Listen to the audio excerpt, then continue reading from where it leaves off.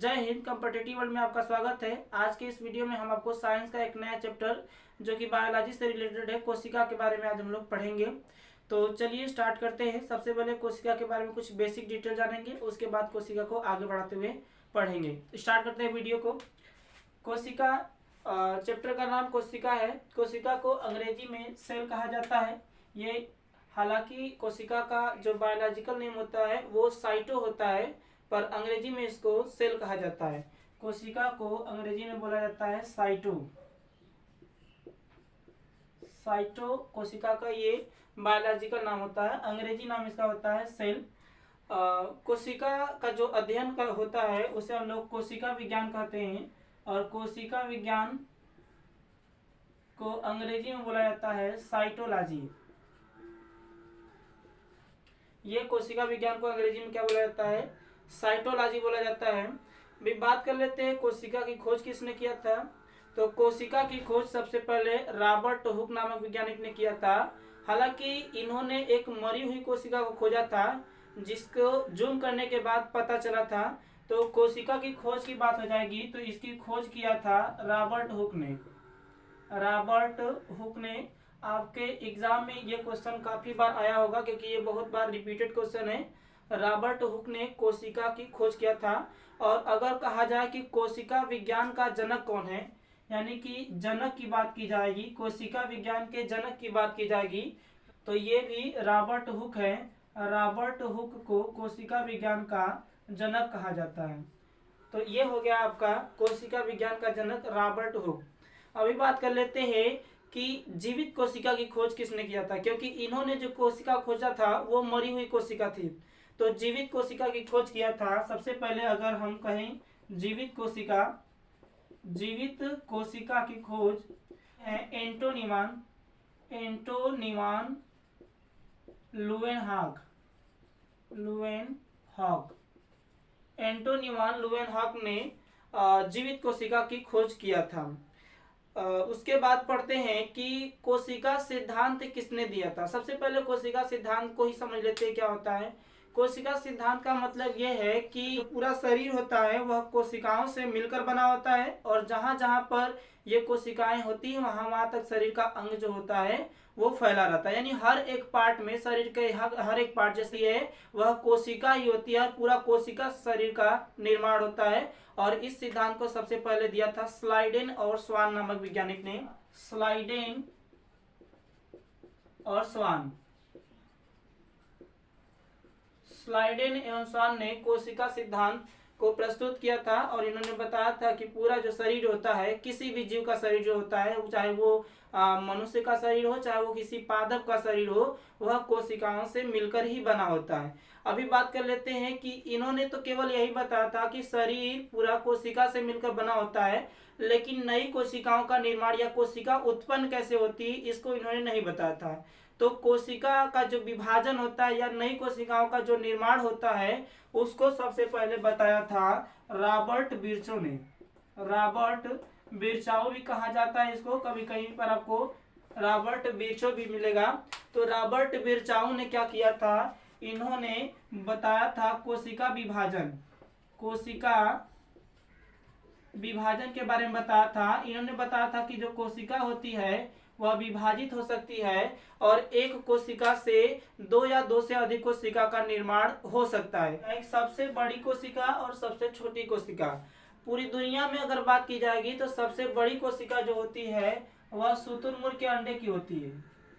शुतुरमुर्ग के अंडे की जो कोशिका होती है वह सबसे बड़ी कोशिका होती है। ये पूरी दुनिया में बात की जा रही है। और सबसे छोटी कोशिका की बात करेंगे तो एक जीव होता है जिसका नाम है माइकोप्लाज्मा नाम का एक जीव होता है, जो कि यूनिसेलुलर जीव होता है, यानी कि इसका जो शरीर होता है वह एक कोशिकी होता है, एक ही कोशिका से इसका निर्माण हुआ रहता है। तो इसका नाम है माइकोप्लाज्मा, जिसकी कोशिका सबसे छोटी कोशिका होती है। उसके बाद समझते हैं कि मानव में सबसे छोटी कोशिका और सबसे बड़ी कोशिका किसकी होती है। मानव में अगर सबसे बड़ी कोशिका की बात की जाएगी तो ये हो जाएगा फीमेल का अंडाणु। फीमेल का जो अंडाणु होता है उसकी कोशिका, यानी फीमेल का जो ओवम होता है उसकी कोशिका सबसे बड़ी कोशिका होती है। और दूसरा मेल का जो स्पर्म होता है, मेल का स्पर्म, उस स्पर्म की कोशिका जो होती है वह मानव में सबसे छोटी कोशिका होती है।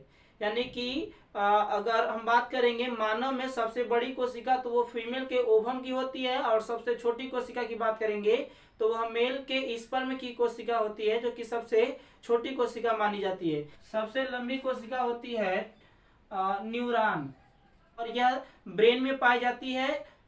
ये सबसे लंबी कोशिका मानी जाती है। अगर आपके शरीर के किसी भी पार्ट में कोई डिस्टरबेंस आता है तो इसकी जानकारी सबसे पहले न्यूरॉन सेल क्या करता है, माइंड तक पहुंचा देता है। तो ये हो जाएगा न्यूरॉन सेल, जो कि सबसे लंबी कोशिका होती है, और इस सेल में कोशिका विभाजन नहीं होता है। यानी कि अगर न्यूरॉन सेल अगर दिमाग में पाया जाता है ब्रेन में, तो ब्रेन की जो कोशिका होती है वो विभाजित नहीं होती है। इसीलिए जहां पर कोशिका विभाजन नहीं होगा वहां पर लगा हुआ चोट जल्दी सही नहीं होगा, क्योंकि जहां चोट लगता है वहां की कोशिकाएं मर जाती है, और अगर उसे ठीक करना होता है तो बगल की कोशिकाएं विभाजित होकर उसका स्थान ले लेती है, और वहां का जो घाव होता है पूरा तरीके से ठीक हो जाता है। तो ब्रेन में ऐसा कुछ भी नहीं होता है। ब्रेन में अगर एक बार चोट लग जाता है ब्रेन के अंदर तो कोशिका विभाजन नहीं होती है, इसलिए ब्रेन में चोट लगना बहुत ज्यादा खतरनाक माना जाता है। अब बात कर लेते हैं कोशिका विभाजन सबसे तेज गति से कहां पर होता है, तो लीवर में कोशिका विभाजन बहुत तेजी से होता है। इसीलिए अगर आपको लीवर में चोट या किसी तरीके की दिक्कत आती है तो वहां पर वो बहुत जल्दी ठीक हो जाता है या कवर बहुत जल्दी हो जाता है। तो लीवर में कोशिका विभाजन बहुत जल्दी से होता है। ये तो था कोशिका के बारे में कुछ बेसिक डिटेल, जो कि एग्जाम में इससे रिलेटेड क्वेश्चन बहुत बार पूछा गया है, इसलिए मैंने इसको पहले बताया। अभी बात कर लेते हैं कोशिका के स्ट्रक्चर के बारे में, किन किन पार्ट से कोशिका आपका मिलकर बना होता है और किस पार्ट का क्या काम होता है उसके बारे में समझते हैं। जो कोशिका होती है उसमें तो बहुत सारे पार्ट्स होते हैं, उसके बहुत सारे अंग होते हैं, लेकिन कोशिका का जो सबसे बाहरी अंग होता है उस बाहरी अंग को हम लोग बोलते हैं कोशिका झिल्ली। अंग्रेजी में इसको कहते हैं सेल मेम्ब्रेन। कोशिका झिल्ली क्या होती है, कोशिका के जितने भी अवयव होते हैं वह एक पतली झिल्ली के अंदर बंद रहते हैं, और इसी झिल्ली को कहा जाता है कोशिका झिल्ली। इसका मेन काम यही होता है कि यह कोशिका के सभी अवयव को अपने अंदर बंद करके रखता है। ये जो कोशिका झिल्ली होती है प्रोटीन और कार्बोहाइड्रेट की बनी होती है, और ये जो कोशिका झिल्ली होती है यह पादप कोशिका में भी पाई जाती है और जंतु कोशिका में भी पाई जाती है। पादप और जंतु दोनों की कोशिकाओं में कोशिका झिल्ली होता है, क्योंकि अगर कोशिका झिल्ली नहीं रहेगा तो कोशिका के जितने भी अवयव रहेंगे वो क्या हो जाएंगे, बिखर जाएंगे। इस तरीके से एक कोशिका का निर्माण नहीं हो पाएगा। तो ये कोशिका झिल्ली बहुत इंपॉर्टेंट चीज होती है। अभी बात कर लेते हैं दूसरा पॉइंट, जिसको हम लोग कहते हैं कोशिका भित्ति। कोशिका भित्ति, कोशिका भित्ति को अंग्रेजी में बोला जाता है सेल वॉल। पहला है कोशिका झिल्ली जिसको हम लोग सेल मेम्ब्रेन कहते हैं, और कोशिका भित्ति को सेल वॉल कहा जाता है, और ये केवल और केवल पादप कोशिकाओं में ही पाया जाता है। जंतु कोशिकाओं में सेल वॉल नहीं होता है। यहाँ पर देखेंगे, बात करेंगे, जैसे कि मान लीजिए यहाँ पर एक कोशिका है जिसका बाहरी आवरण कोशिका झिल्ली है, तो जो कोशिका झिल्ली के बाहर का जो आवरण होता है, इस तरीके से कोशिका झिल्ली के बाहर भी एक आवरण होता है जिसको हम लोग कोशिका भित्ति नाम देते हैं, यानी सेल वॉल, यानी कि सेल की दीवार। सेल वॉल जो होता है ये केवल पादप कोशिकाओं में पाया जाता है, और ये सेलुलोज का बना होता है। इसीलिए आप देखेंगे जितनी चीजें पेड़ पौधों से मिलकर बनी होती है या पेड़ या लकड़ियों से जो चीजें बनी है, सेलुलोज का होना एकदम आवश्यक है। जैसे कि मान लीजिए कागज या पेपर कॉपी जिस पर आप लोग लिखते हैं वह पेड़ से ही बना होता है, इसलिए उसमें सेलुलोज एकदम 100% उसमें रहेगा ही रहेगा।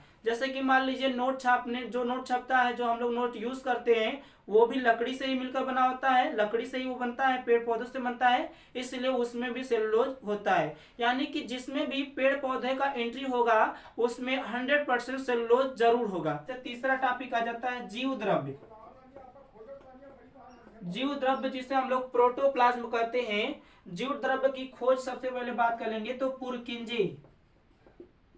पुरकिंजे नामक वैज्ञानिक ने जीव द्रव्य की खोज किया था। और ये जीव द्रव्य क्या होता है, ये जो आपका सेल वाल है और अंदर इसके जो सेल मेम्ब्रेन है यानी कि जो कोशिका झिल्ली है, कोशिका झिल्ली के अंदर एक लिक्विड होता है जो कि लसलसा और पारदर्शी होता है, जिसको हम लोग कोशिका द्रव्य कहते हैं या कोशिका जीव द्रव्य कहते हैं। कोशिका द्रव्य एक अलग चीज होता है और जीव द्रव्य जो होता है वो अलग चीज होता है। जो जीव द्रव्य तो ये जो आपका कोशिका के बाहर वाला आवरण है इसे हम लोग कोशिका भित्ति कहते हैं यानी कि सेल वाल कहते हैं, और इसके अंदर वाले को सेल मेम्ब्रेन कहते हैं। और इसी सेल मेम्ब्रेन यानी कोशिका झिल्ली के अंदर एक पानी की तरह पारदर्शी लसलसा एक पदार्थ होता है जिसे हम लोग जीव द्रव्य कहते हैं, और इसकी खोज पुरकिंजे नामक वैज्ञानिक ने किया था। जीव द्रव्य का मेन काम होता है कि कोशिका के जितने भी जीव रहते हैं वह कोशिका झिल्ली के अंदर जीव द्रव्य में ही जीवित रहते हैं। इसका नाम जीव द्रव्य इसलिए है क्योंकि सभी अवयव इसी द्रव्य में यानी इसी लिक्विड के अंदर रहते हैं। जीव द्रव्य भी दो तरह का होता है। जो द्रव्य कोशिका के अंदर होते हैं उसे हम लोग केंद्रक द्रव्य कहते हैं, और जो जीव द्रव्य इस केंद्रक के बाहर होता है उसे हम लोग कोशिका द्रव्य कहते हैं। मेन काम होता है कि जितने भी कोशिका के अवयव होते हैं उनको ये अपने अंदर रखता है। और जीव द्रव्य का लगभग 80% भाग जो होता है वो पानी ही होता है, और 20% में अन्य चीजें होती हैं जिसमें कि प्रोटीन, कार्बोहाइड्रेट, ये सब चीजें होती हैं। अभी बात कर लेते हैं कोशिका को कुछ आगे बढ़ाते हैं। यहाँ पर देखा हमने ये क्या हो गया, ये हो गया आपका कोशिका झिल्ली, इसके बाहर वाला आवरण जिसको हम लोग कोशिका का दीवार कहते हैं यानी कि ऊपर वाले को सेल वाल कहते हैं, नीचे वाले को सेल मेम्ब्रेन कहते हैं। और इसके अंदर ऐसे पानी की तरह एक लिक्विड भरा रहता है जो कि ट्रांसपेरेंट होता है, जिसको हम लोग जीव द्रव्य कहते हैं, और इसके बीच में एक केंद्रक रहता है। तो ये जीव द्रव्य दो भाग में बढ़ जाता है। ये जो आपका बाहर वाला भाग है इसे हम लोग कहते हैं कोशिका द्रव्य, कोशिका द्रव्य कहते हैं, और इस केंद्रक के अंदर वाला जो द्रव्य रहता है उसे हम लोग कहते हैं केंद्रक द्रव्य। ये हो गया।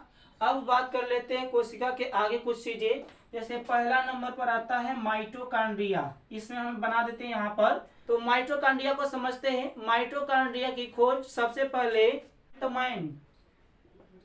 ऑल्टमैन ने माइटोकॉन्ड्रिया की खोज किया। इसके नामकरण की बात आएगी तो बेंडा नामक साइंटिस्ट ने माइटोकॉन्ड्रिया को माइटोकॉन्ड्रिया कहा, यानी कि माइटोकॉन्ड्रिया शब्द का प्रयोग सबसे पहले बेंडा ने यूज किया था, लेकिन इसकी खोज सबसे पहले किसने किया था? ऑल्टमैन ने किया था। अब समझ लेते हैं इसके कार्य के बारे में।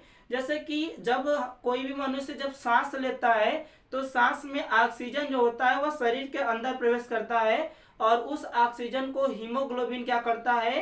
हीमोग्लोबिन लेकर पूरा शरीर में प्रवाहित करता है, और शरीर में जितनी भी कोशिकाएं होती हैं सब कोशिकाओं के पास ये क्या कर देता है? ऑक्सीजन को पहुंचा देता है। तो जब ऑक्सीजन कोशिकाओं के पास पहुंचता है तो सबसे पहले वो जाता है माइटोकॉन्ड्रिया के पास, और माइटोकॉन्ड्रिया के पास जाने के बाद क्या होता है? माइटोकॉन्ड्रिया के अंदर इसका श्वसन का काम पूरा होता है, और उसी के अंदर एक साइकिल चलता है जिसे हम लोग कहते हैं क्रेब्स साइकिल। माइटोकॉन्ड्रिया के अंदर होता है जिसमें श्वसन की क्रिया होती है, और इस क्रिया के दौरान एटीपी का निर्माण होता है। एटीपी क्या होता है? एटीपी जो होता है वह ऊर्जा का ही एक रूप होता है, और 38 एटीपी जब मिल जाता है तो बन जाता है ग्लूकोज। क्या बन जाता है? ग्लूकोज बन जाता है। 38 एटीपी मिलने के बाद ग्लूकोज बन जाता है जो कि ऊर्जा का ही एक रूप होता है। तो इसलिए आप कहेंगे कि माइटोकॉन्ड्रिया जो होती है वह कोशिका का श्वसन स्थल है, यानी कोशिका सांस किससे लेती है? तो माइटोकॉन्ड्रिया की वजह से ये सांस ले पाती है। दूसरा बात यह है कि माइटोकॉन्ड्रिया में ऊर्जा का निर्माण होता है, इसलिए कोशिका का ऊर्जा गृह जो होता है उसे माइटोकॉन्ड्रिया कहा जाता है। कोशिका का शक्ति का केंद्र भी माइटोकॉन्ड्रिया को कहा जाता है, या पावर हाउस ऑफ सेल, ये भी क्या होता है? माइटोकॉन्ड्रिया ही होता है। तो इस तरीके से ये हो गया माइटोकॉन्ड्रिया। अब दूसरे नंबर पर बात कर लेते हैं जिसको हम लोग कहेंगे गाल्जी काय। गाल्जी काय अंग्रेजी में होता है गाल्जी बॉडी।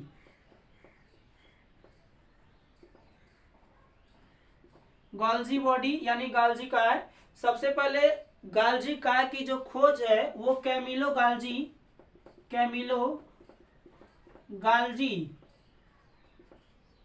गाल्जी ने गाल्जी काय की खोज किया था और इन्हीं के नाम पर इसका नाम है गाल्जी काय। इसका क्या काम होता है, ये भी कोशिका का एक अभिन्न अंग होता है जो कि जीव द्रव्य में जीवित रहता है। कोशिका में माइटोकॉन्ड्रिया के अंदर ऊर्जा का निर्माण होता है और इस ऊर्जा का परिवहन, शरीर के विभिन्न अंगों तक ऊर्जा का परिवहन जो होता है वह इसी गाल्जी काय के वजह से ही होता है। गाल्जी क्या करता है, गाल्जी काय जो होता है शरीर के जिस अंग में ऊर्जा की जरूरत होगी वह कोशिका के अंदर से ऊर्जा को लेकर जिस अंग में ऊर्जा की जरूरत है वहां पर ऊर्जा को पहुंचा देता है और इस तरीके से ये एक तरीके से परिवहन का काम करता है। इसलिए कोशिका का यातायात प्रबंधन